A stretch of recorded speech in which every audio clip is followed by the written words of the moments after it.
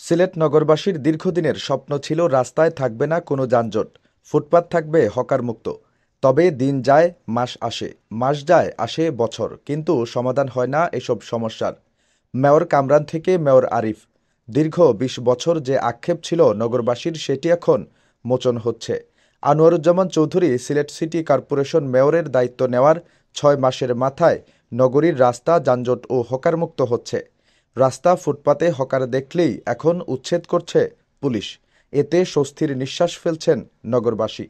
রোববার সন্ধ্যায় নগরীর বন্দরবাজার ও জিন্দাবাজার এলাকায় এ অভিযান পরিচালনা করেছে সিলেট মহানগর পুলিশ। ফুটপাত জুড়ে বসা অবৈধ হকারদের উচ্ছেদ করা হচ্ছে। এতে যানজট কমে আসছে অনেকটা। এর আগে সকালে নগর ভবন সংলগ্ন নগরীর লালদিঘির পার মাঠে হকার পুনর্বাসন কার্যক্রম প্রক্রিয়া শুরু হয়েছে। এ কাজের উদ্বোধন করেছেন সিসিক মেয়র আনোয়ারুজ্জামান চৌধুরী। এর আগে তিনি এক অনুষ্ঠানে বলেছিলেন, এবারের রমজানের আগেই সিলেট মহানগরের রাস্তা ও ফুটপাত দখলমুক্ত করা হবে। তবে তার এসব কাজ পুরোপুরি বাস্তবায়ন নিয়ে নাগরিক মনে কিছুটা সংশয় রয়েছে।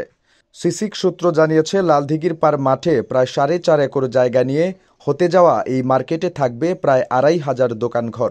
সেখানেই সিলেট মহানগরের ভ্রাম্যমাণ ব্যবসায়ীরা থাকবেন। প্রত্যেক হকারের জন্য ৭ ফুট বাই ৩ ফুট জায়গা বরাদ্দ দেওয়া হবে।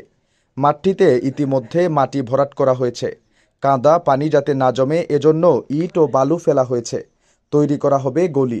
শেড তৈরি করে দোকান কোঠাগুলো ভ্রাম্যমাণ ব্যবসায়ীদের মাঝে বরাদ্দ দেওয়া হবে। ঈদের আগেই এ কাজ সম্পন্ন হবে। লালদিঘির পার মাঠে ২,৫০০ থেকে ৩,০০০ হকারকে পুনর্বাসন করা হবে। রবিবার সকালে পুনর্বাসন কার্যক্রমের উদ্বোধনী অনুষ্ঠানে প্রধান অতিথির বক্তব্যে সিসিক মেয়র মোহাম্মদ আনোয়ারুজ্জামান চৌধুরী বলেছেন, ক্ষুদ্র ব্যবসায়ীরা ছোট ছোট ব্যবসা করে তাদের পরিবার পরিজন নিয়ে জীবনযাপন করেন। তারা চুরি ডাকাতি করেন না, এজন্য তাদেরকে সম্মানের চোখে দেখতে হবে। তারাও আমাদের সমাজের একজন। ভ্রাম্যমাণ ব্যবসায়ীদের উদ্দেশ্যে মেয়র বলেন, ক্রেতাদের সাথে সুন্দর আচরণের মাধ্যমে তাদের মন জয় করতে হবে, তবেই এখানে ক্রেতারা আসবে। ক্রেতারা আসলে ব্যবসা ভালো হবে।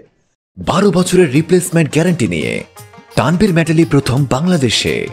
তানভীর মেটালের স্মার্ট পণ্য ব্যবহার করুন, স্মার্ট হন। পরিবার পরিজন নিয়ে চলতে পারবেন। উদ্বোধন শেষে মেয়র আনোয়ারুজ্জামান চৌধুরী পুরো মাঠ পরিদর্শন এবং কয়েকটি দোকান থেকে কিছু কেনাকাটাও করেন।